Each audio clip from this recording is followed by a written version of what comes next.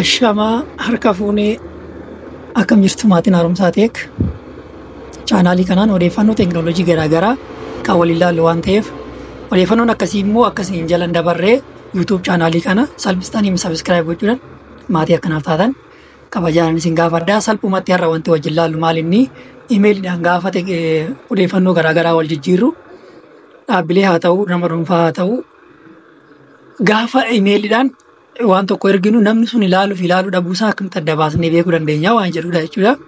Akkuma beekamu akka pilaatfoormii kanneenii akka feesbuukii akka iimoo waasaappii wantoota garaagaraa imeeliin kan mataa isaa danda'e kan qabu miti jechuudha. Odeeffannoo tokko imeeli tokko ergina bakka ergine wanti ittiin adda baasnu hin jiru. Namni sun ilaaleera moo ilaalle jennee cinqamaa turre miti hafe jechuudha. Amma salphumatti akkamitti akka waan sana adda baasuu dandeenyu waliin ilaallaa. Turtii gaarii kallattumaan gara biroosarii bilbila gubbaa irratti fayyadamuun seena. Ani ishee kanan seenaa. Akkuma beektan kun Microsoft Edge'dha. Yoo kanaan fayyadamtan bareeda. Mail tracker jennee barreessina. Akkana kanaan nu dhufaa mail track for Gmail kan jedhu kun nu bahaa. Sana booda intar gaafa goonu already interfeesii kanatu nu bahaa mail track jettu jirti. Mail tracking for Gmail. Mail track jettee jirti. Kiliik gaafa irratti goonu. Xinnoo eegayi. Ishee kanatu nu bahaa jechuudha. Bakka kanatti maal nu gaafata? Appilikeeshinii kana install akka goonu nu gaafata.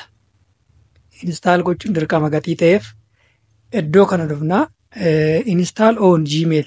Imeelii keenya waliin install goonee wal qabsiisna waan ta'eef install irratti goonaa.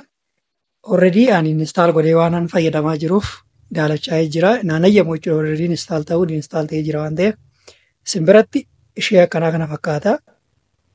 Kun imeeliidhaaf odoo hin taane Outlookii warra fayyadamuu fi Outlookiin biyya kanatti baay'ee baramaas miti. Already Microsoftiin install gaafa gootan wajjin isinii gala amma waa'ee kanaan haasa'uun waan ta'eef ishee kana install gaafa gootan saayiniin jedhaan amma inni install ta'ee jira waan ta'eef ishee kana nufaa saayiniin hin godhaa. Saayiniin gaafan jedhuun imeelii na filachiisa. Imeeliin ittiin fayyadamu ishee kanaan fayyadama waan ta'eef imeelii kana naa bahaa saayiniin naa ta'ee jira jechuudha. Amma already saayin ta'ee jira. Imeelii kiyya kanaan mail trackerii wal qabatee jira jechuudha. Kana booda miisejii namarratti ergee yookaan miisejiin qaama tokko irratti ergee hojiidhaaf haa ta'u gaafan ergee namni sun hin banne laalle naan jechuu hin danda'u jechuudha. Osoo naan jedhu osoo isaan gaafatin ofii kiyyaa arguu akka hin danda'utti ofitti amaneen deemaa jechuudha. Already sirriitti agarsiisu amma imeelii haa seennu. Imeelii gaafa seennu Google imeelii jennee akkaawuntii dura achirratti fayyadamtan san fayyadamtu. Kan amma already bakka kanatti gaafa dhufnee ilaallu abdii koo taayyee @gmail.com kan jedhu kana imeelii kana ta'uu qaba jechuudha. Imeelii biraatiin naan hojjetu laaptooppii illee yoo ta'e laaptooppii kanarra ta'e imeelii biraa yoo fayyadame naan hojjetu jechuudha. Imeelii isaa wajjin hojjeta. Amma already check gochuudhaaf kunoo bakka kana dhufuu dandeessu. Yoo kunoo ilaala abdii koo taayyee @gmail kan jettuan isheen dura ittiin fayyadamisan naa bahaa jira jechuudha. Kana kaansel irraa goonaa. Mee tekstii tokkicha haa barreessu. As dhufnee kompoos bilbila irratti yoo ta'e gara jalaatiin jira waan ta'eef already ani amma laaptooppiidhaan fayyadamaa waan jiruuf kompoos kan jettu kanarratti kiliikii yeroo tokko goonaa. Imeelii kana eenyufaa erginu mee? Eenyufaa erginu nama tokkichaa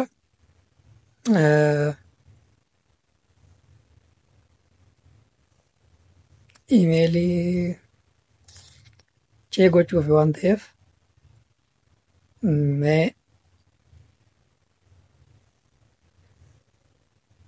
haaromsaa Oroo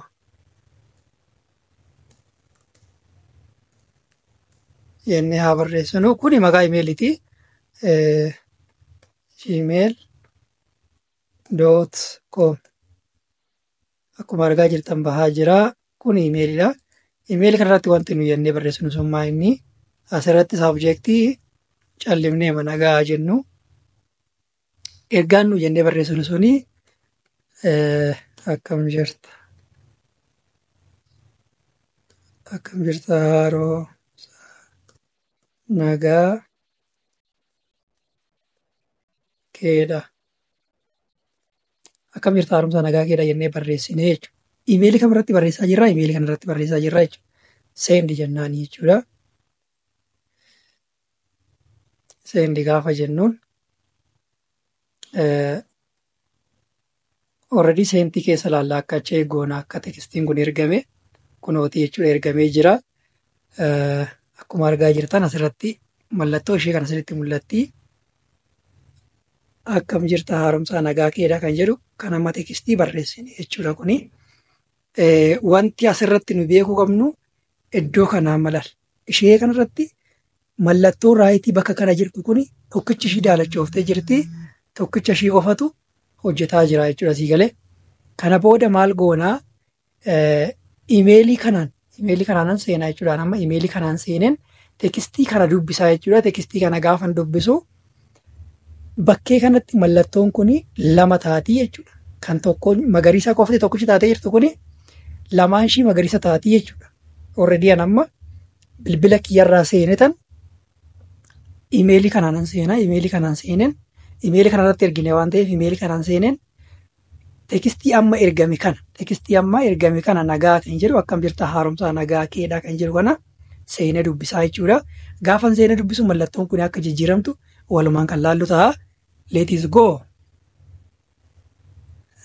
Bilbila kiyyarraan seenatii jira. Bilbila kiyyarraan seenaa jira. Already amma eegaa ankilee gochuufan jiraarra ga'eera.